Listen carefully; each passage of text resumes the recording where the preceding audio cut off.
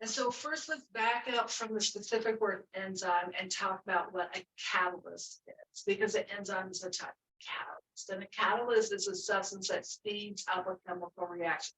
So the reaction is going to happen. It's not going to make a reaction occur that wouldn't normally happen, but the reaction may be progressing slowly, and this will speed it up. And the catalyst is not going to be used up during the reaction. In other words, it can be reused because it remains unchanged at the end.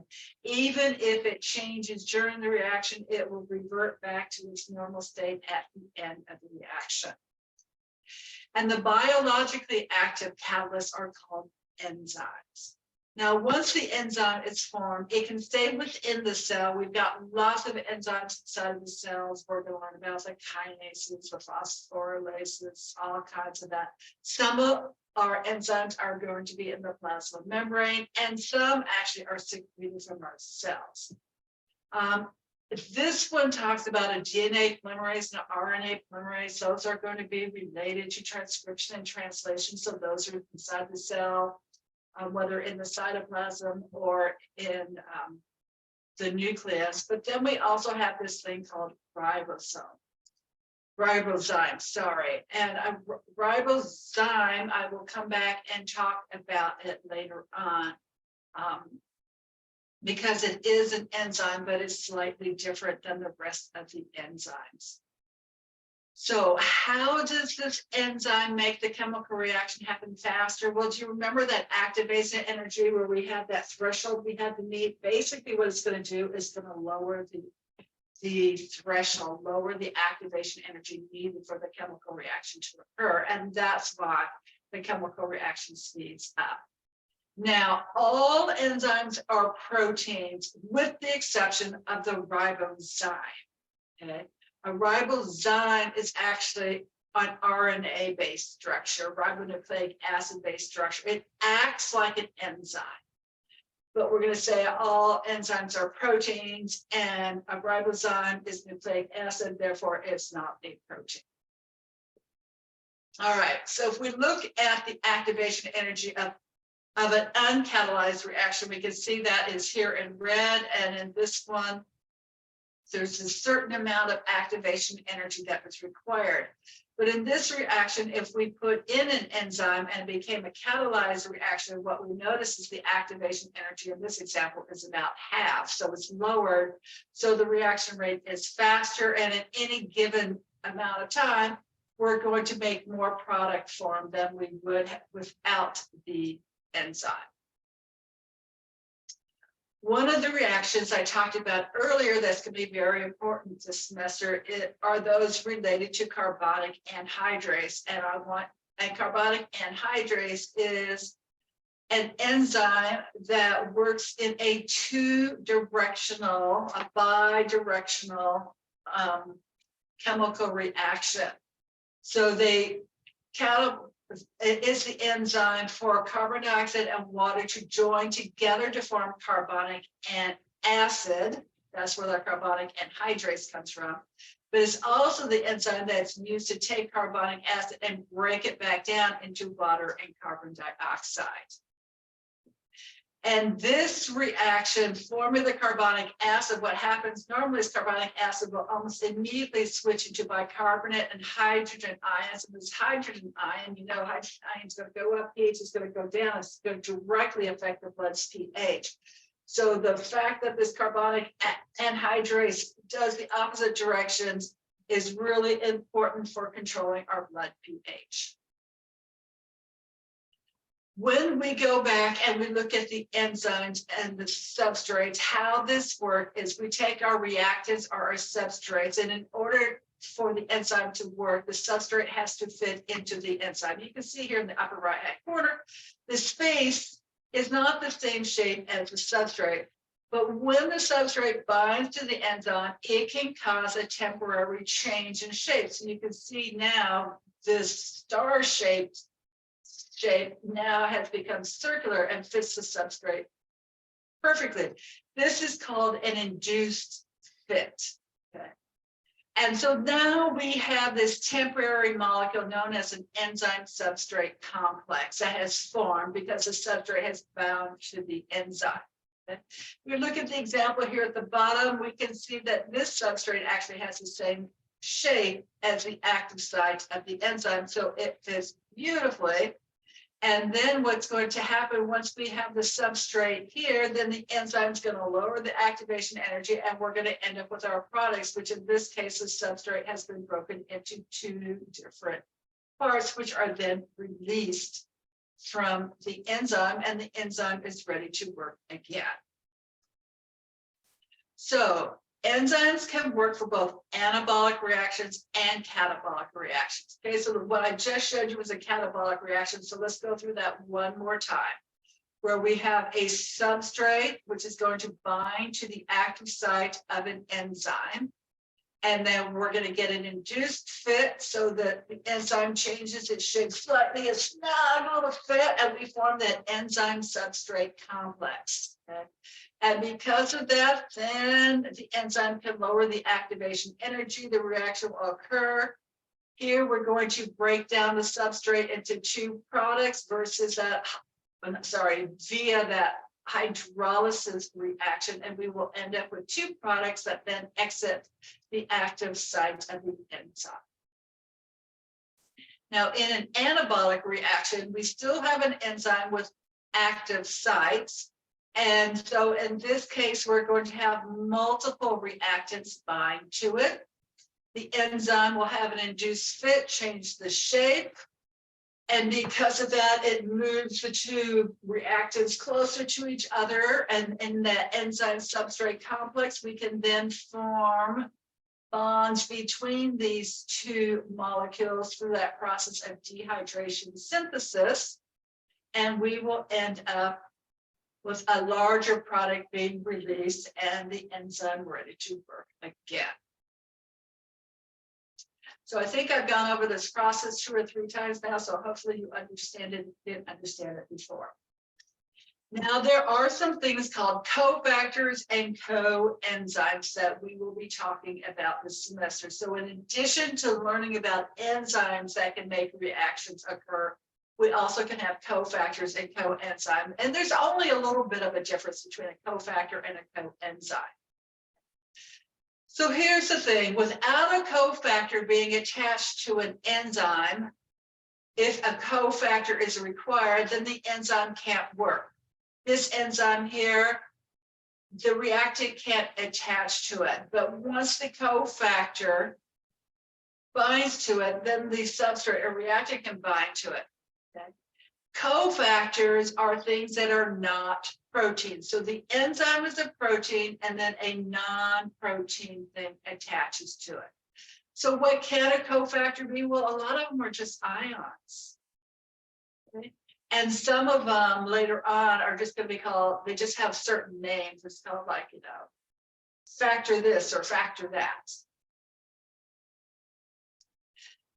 Now, if it's an organic molecule, it's going to be called a coenzyme. And the coenzyme is not attached to the enzyme normally, but when it comes close to it, it's going to have a specific function. And now we are going to have an active binding site. And so examples of coenzymes would be vitamins. A lot of the B vitamins are coenzymes, and NAD+ can be considered a coenzyme. It's required for a lot of reactions, just like ATP is required for reactions. So we'll learn about that later this semester. So when we look at categories of enzymes, we have about 6 big, broad categories. So I want to explain to you what these each do, and then kind of give you some examples if I can. So oxidoreductases, I think you can tell just by looking at it, these are going to be involved in redox reactions. And so NAD+ is one, and then peroxidases and peroxisomes, where we're dealing with hydrogen peroxide. That is also another example where oxidoreductases. Remember, enzymes are going to end in ACE. You see the ACEs at the end of each of these groups of enzymes. A transferase is going to do exactly what the name says. It's going to transfer a functional group. And this is super common. And the functional group that is super common is a phosphate group, a PO4 with a -3 charge. Okay. Sometimes we're adding it, sometimes we're breaking it off. So we're going to have two big categories, which I'll be talking about in the near future, called phosphorylases and kinases. And I'll show you what they do. The third group are hydrolases. Go back and you understand that prefix hydro, that you know that these are going to use water to split chemical bonds. And what is very interesting is examples of hydrolases are proteases, which break down proteins, lipases, which break down lipids, and sucrases, which break down sugars. So they are all going to use water to split chemical bonds. A lyase is going to do lysis bond without the use of water. So for instance, a decarboxylase will release carbon dioxide. An isomerase basically is how we are going to change one isomer into another, and that's a mutase. It's, we talked a lot about mutases in biology, but I don't think we're going to get to them this semester. And the last one are ligases, which are bonding molecules together. And there's just a generic term called a synthetase. So there's lots of different kinds of synthetases. So basically it's to synthesize something. You take two smaller things and join them together. So let's go back. What is going to affect the enzymes reactions? Well, one of the biggies is temperature. Every enzyme has an optimal temperature, and it's a fairly narrow range. It might be around your body temperature. It might be able to go up a little bit. If it's too hot, then the active site gets destroyed and doesn't work. Okay. If that happens, when the temperature goes back down to normal, it will start working again because the enzyme is not destroyed. In addition, if it gets too cold, some enzymes won't work. And so then you have to warm back up for them to start working again. And so you can see maximal enzyme reactions are going to occur right around the normal body temperature. The second factor is pH, which is in a narrow range. It's not that narrow range. It's between a pH of 6 and a pH of 8. So it's all when you are around normal body pH. Okay. There are some that work at really low pHs. For instance, your gastric contents have a normal pH of 1 or 2.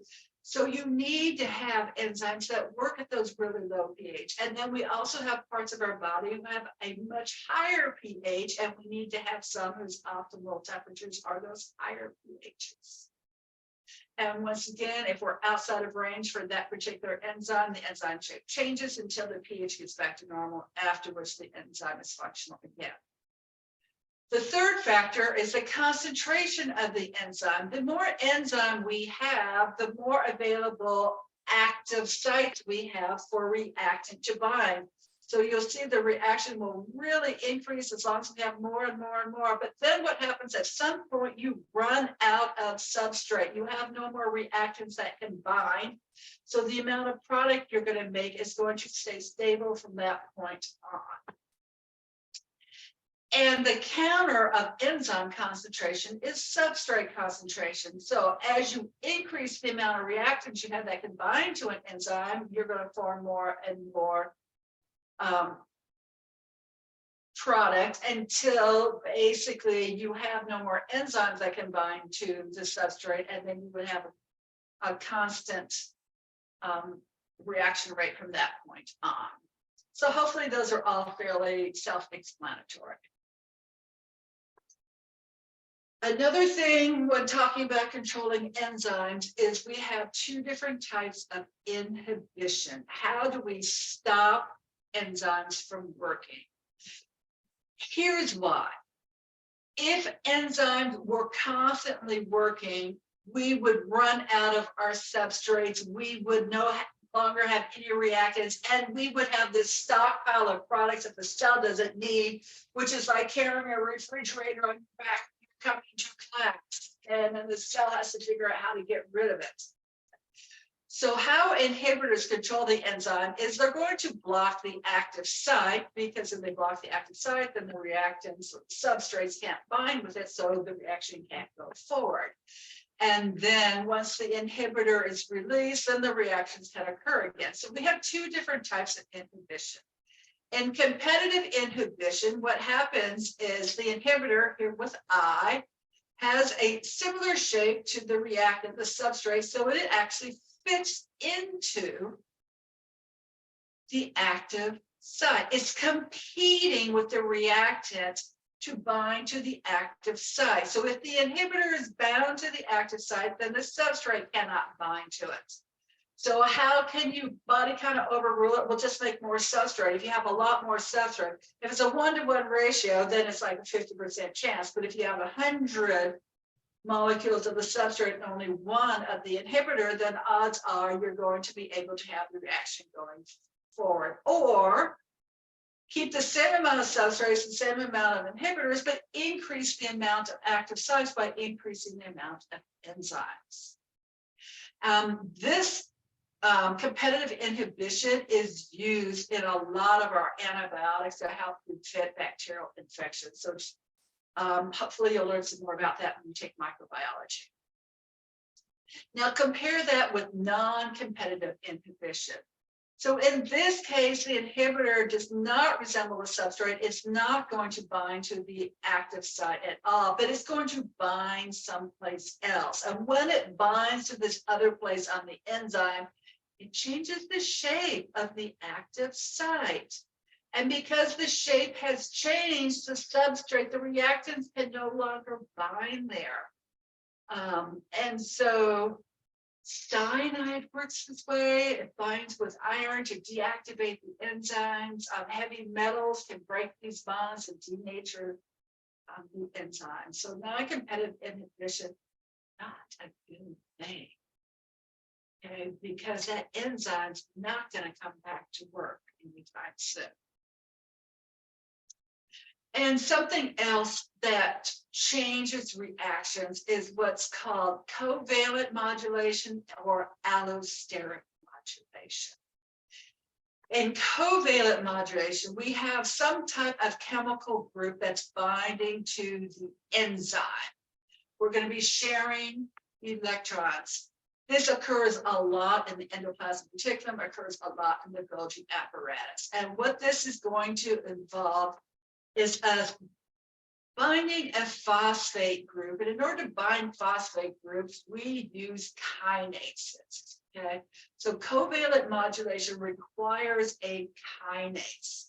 And what this is going to do with the protein kinase, the phosphate group can bind to the enzyme, and that is going to change the enzyme shape, which then changes the active binding site so the substrate can bind. Okay.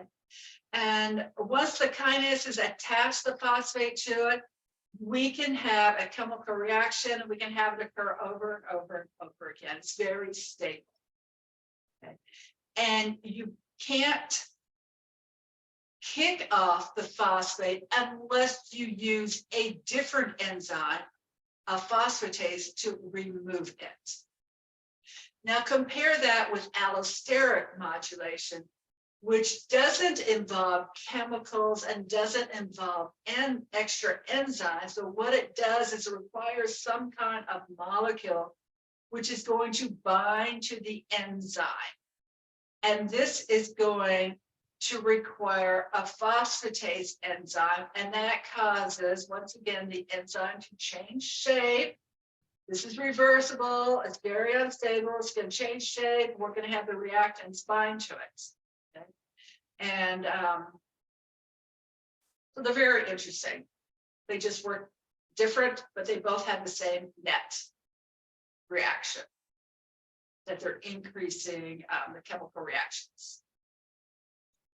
So let's talk about this phosphorylation and dephosphorylation. So phosphorylation is when we're going to attach a phosphate group, and by that we mean the PO4, the negative free charge, to an ion or a molecule. So here's an example We are going to start with ATP and we're going to break off one of the phosphates and attach it to this protein. So we will end up with ADP. Phosphorylation requires a kinase. On occasion, it'll be a phosphorylate, but we're going to stick with protein kinases for the names for 90% of them. And so if I say anytime this semester that we have a kinase involved, you need to be thinking we're transferring a phosphate. So we've probably taken ATP and breaking it down to ADP or a different molecule that's generating a phosphate group. And dephosphorylation is the opposite of that, where we're starting with a phosphorylated protein. And in this case, we're going to kick off the inorganic phosphate and attach it to ADP to form an ADP. That's called dephosphorylation. And dephosphorylation requires an enzyme called a phosphatase. Now notice a phosphatase takes off a phosphate, but a phosphorylase adds a phosphate. So let's just stick with kinase and phosphatase for now. And kind of put the phosphorylases in the back of your mind, and I'll mention it when it becomes relevant. So as you can see, this is a near constant ATP cycle going on with the kinase is phosphorylating and the phosphatase is dephosphorylating. So that brings us to something called a multi-enzyme complex. I think that's what your book calls it, but it's also known as this other name, a metabolome. And what this means is some enzymes, like the enzyme does the reaction, but sometimes this enzyme in the reaction is going to be associated with this chemical reaction, its enzyme, and it might be associated with this chemical reaction, its enzyme over there. So that we're going to get this whole series of reactions. Okay, and so here's an example. We're going to start with the substrate, and the first enzyme, we're going to end up with this product, which then is going to be acted on by enzyme 2 to give us a different intermediate product, which becomes the reactant for enzyme 3, which gives us our final product. Okay, so basically it's transferring the product become the reactants of another enzyme. And what this does is by having them all linked close together, it's much harder to interfere with this series of reactions. And what this does is it means this whole thing is going to happen in one specific place in the cell. And sometimes, if these things are so close to each other, we actually can form like this little channel on the inside where all these reactions are happening on the inside, so there's zero chance of an external influence happening. So these are both examples of multi-enzyme complexes, which means kind of what the name says, a complex, a group of multiple enzymes all working together for a common goal. Okay. This is what happens when we're doing fatty acids. And earlier, when I talked about DNA polymerase and RNA polymerase, and we will come back and talk about them again, we talk as if they're a single enzyme, but each one is actually a massive multi-enzyme complex, the details of which are beyond the scope of this class. So what is the difference with that in metabolic pathways? Well, metabolic pathways are a linked series of reactions caused by enzymes, but they don't all have to be in the same place. And these metabolic pathways can be a chain, like I just showed before, where we start with A, enzyme 1 gives us the products of B, which are the reactants for enzyme 2, which gives us the products C, which are the reactants for enzyme 3, the products for D. Or they can be in a cycle where they're going to work that way. So hopefully you've learned about glycolysis and the Krebs cycle earlier, because basically this is showing you both of them at once. And I think our very next set of lectures is going to be on that as well. And so, yes, we have other stuff that can be produced. They can be considered waste or removed from the cell, but we can also produce things that are forms of energy. It's a waste to this reaction but it's actually used for the cell. Now, these enzymes will often have cofactors or vitamins or minerals that are required for this to happen. And what you're going to find out is if you look at this, we have all these pathways here that have to do with carbohydrate metabolism. Here's our citric acid cycle with amino acid metabolism, with vitamins and cofactors, with our urea cycle and our kidney. Here's our fatty acid cycles. You can see they're linked over there, and over here we have protein metabolism and pentophosphate. So if you were taking biology, you would be learning about all of these things. But hopefully, from just eyeballing this one picture, you can see that all these metabolic pathways are intertwined with each other in our body.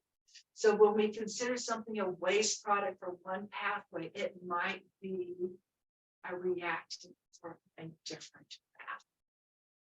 And with that, we are done with this first set of 3 lectures on cellular and molecular biology. Thank you so much for all your hard work, and I will see you again either in class or during the next lecture. Bye.